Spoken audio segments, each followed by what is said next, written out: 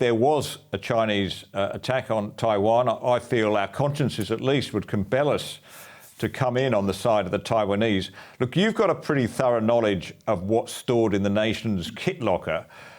Would you say, do we have anything that would be useful if we were defending Taiwan? We don't have much that we could get to Taiwan or get to the vicinity of Taiwan, to Japan or South Korea or Guam, that would be of any particular use to the United States. If the United States was coming in to defend the island of Taiwan. For example, we could send certain of our air warfare destroyers, a very good destroyer fleet up there. Only 3 ships, unfortunately, probably 1 or 2 would be available to go up there.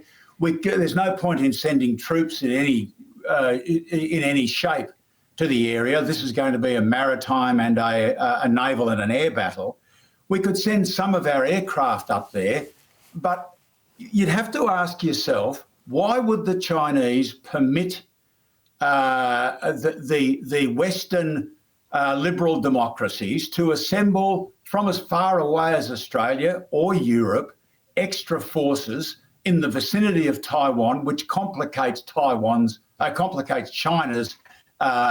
formula for actually defeating Taiwan? Why would, unlike Russia in Ukraine, why would China give a message to the entire world so the Americans can protect their air and maritime fleets, so that we can deploy forces into the vicinity, so that the Europeans can get through the Suez Canal, or the Americans can bring ships through the Panama Canal?